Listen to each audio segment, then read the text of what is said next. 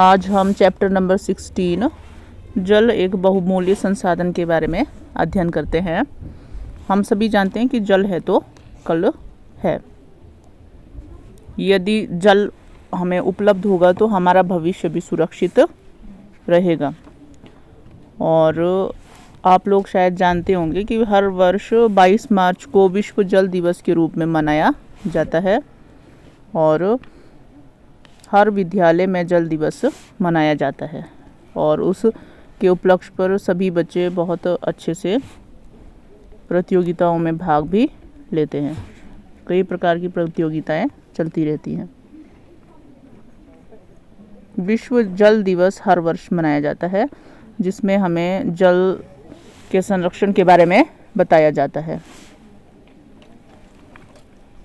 जल पीने के लिए, साफ़ सफाई के लिए उपयोग में लाया जाता है और जो बहुत सारे जीव हैं वो जल में रहते हैं तो उनके लिए भी जल बहुत आवश्यक है। जल हमारे लिए बहुत आवश्यक है, परंतु हम लोग जल का उचित तरीके से वहन नहीं कर रहे हैं। हम उसको व्यर्थ बहा देते हैं। तो विश्व जल दिवस के उपलक्ष्य में हमें हर वर्ष यह याद दिलाया जाता है कि जो जल है वो बहुत आवश्यक है हमारे लिए। और कुछ स्थानों में जल की अत्यंत कमी रहती है।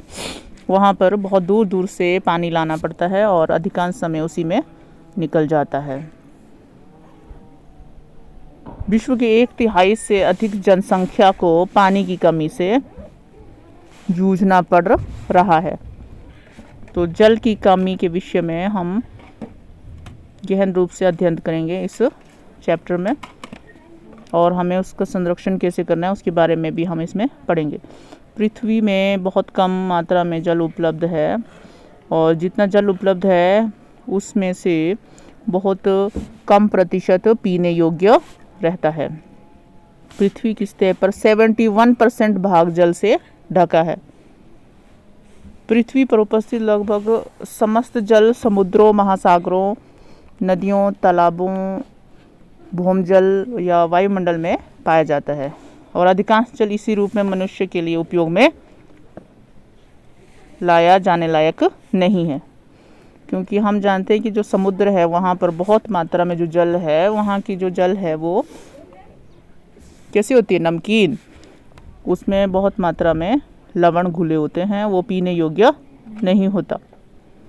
जो पीने योग्य जल है वो उसकी प्रतिशतता बहुत कम है। तो इसलिए हमें जल बचा के रखना चाहिए।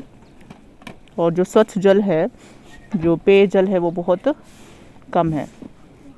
यदि हमारे पृथ्वी में बाल्टी भर के जल उपस्थित है, यदि उदाहरण के तौर पर, तो उसमें से बहुत कम भाग ऐसा है, 1 मग के लायक ऐसा पानी होगा जो कि हम लोगों को प्राप्त हो सकता है। और उसमें से 1 गिलास भर के जल ऐसा होगा जो हमें मिलता है अपने आसपास के स्रोतों से, और केवल उसका 1/4 भाग ऐसा होगा जो कि पीने के योग्य हम उपयोग में ला सकते हैं। ठीक है। तो कहने का मतलब है कि हमें पानी की बचत करनी चाहिए। जल 3 अवस्थाओं में मौजूद रहता है, ठोस, द्रव और गैस। ठोस के रूप में बर्फ और द्रव के रूप में पानी और गैस के रूप में जलवाष्प। जलवाष्प के रूप में भी पानी उपस्थित रहता है। जल चक्र के बारे में जानते हैं आप लोग। उसमें जो नदियों का पानी है, तालाबों का पानी है, वो वाष्पीकृत होके ऊपर के वायुमंडल में जाता है। वहाँ पर ठंडी हवाओं के संपर्क में आके उसका संघनन हो जाता है और संघनन के द्वारा दोबारा वो बारिश के रूप में धरती तक वापस आ जाता है। और जो पेड़ पौधे हैं वो भी वाष्पोत्सर्जन करते रहते हैं, उससे भी जल वायुमंडल में मौजूद रहता है। गाँव में जल के स्रोतों के रूप में जो कुएं हैं वो उपस्थित होते हैं, और शहरों में पानी को टैंकियों में इकट्ठा किया जाता है और टैंकियों से सभी के घरों तक वो पानी पाइपों द्वारा पहुंचाया जाता है। वर्षा का जल एकमात्र प्राकृतिक स्रोत है पानी का, और जो वर्षा का जल है वो धरती में रिसता रहता है और धरती के द्वारा उसे अवशोषित कर लिया जाता है, और उसका बहुत बड़ा भाग नीचे भूमि के नीचे पहुंचता है और उसे हम भौम जल कहते हैं। भौम जल से हम पुनः जल प्राप्त कर सकते हैं, जैसे हैंडपंप खुदवाकर,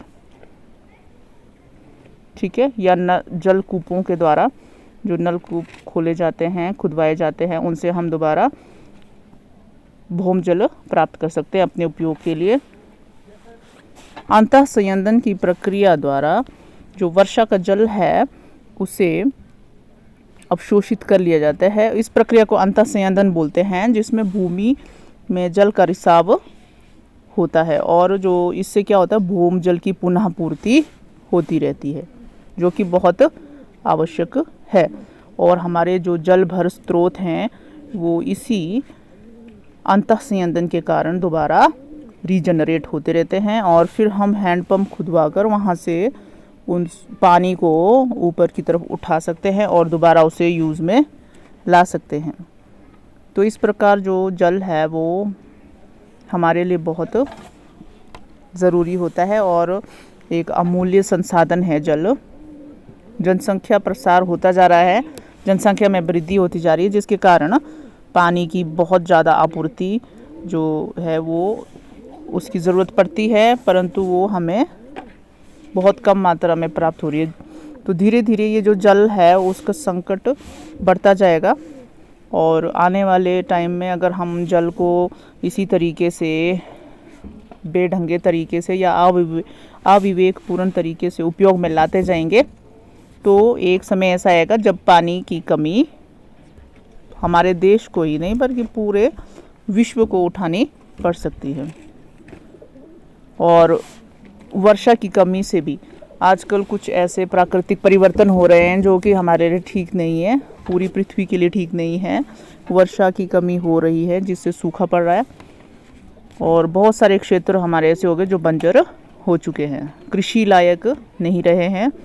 तो वर्षा नहीं होगी तो सिंचाई के लिए जल हमें कहाँ से प्राप्त होगा, और धीरे धीरे हमारे प्राकृतिक स्रोत जो है वो जो पानी के जो स्रोत हैं वो भी सूख जाएंगे, और जो हमारी धरती है जो नीली दिखाई देती है वो नीली नहीं दिखाई देगी, क्योंकि जो हमारी पृथ्वी है वो नीली इसीलिए दिखाई देती है क्योंकि उसमें जो पानी है उसके कारण उसमें नीला रंग हमें दिखाई देता है। तो हमारी धरती में से अगर पानी समाप्त हो जाएगा तो वो कैसी बंजर हो जाएगी। इसके लिए हमें जल प्रबंधन का सहारा लेना पड़ता है, और हमें भी अपने घरों में भी हमें क्या करना चाहिए कि जो वर्षा जल संग्रहण है उसे करना चाहिए, ठीक है। जो छतों में जो बारिश का पानी इकट्ठा हो जाता है उसको पाइपों के द्वारा हम इकट्ठा कर सकते हैं, और पाइपों से टैंकियों तक उसे पहुंचा के हम वहां पर वर्षा का जो जल भंडारण है उसे कर सकते हैं, ठीक है ना। तो इसी तरीके से हम अपने जो जल की आपूर्ति है उसको पुनः प्राप्त कर पाएंगे।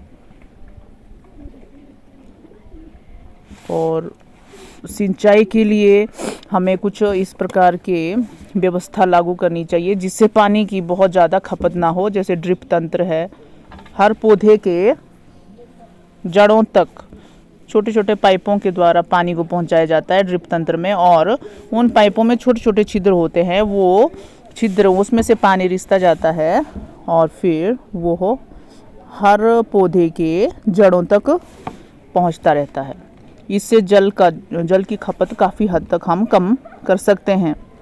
तो इस प्रकार जो जल बचत योजनाएं हैं उनका सहारा लेकर हम जल को समाप्त होने से बचा सकते हैं।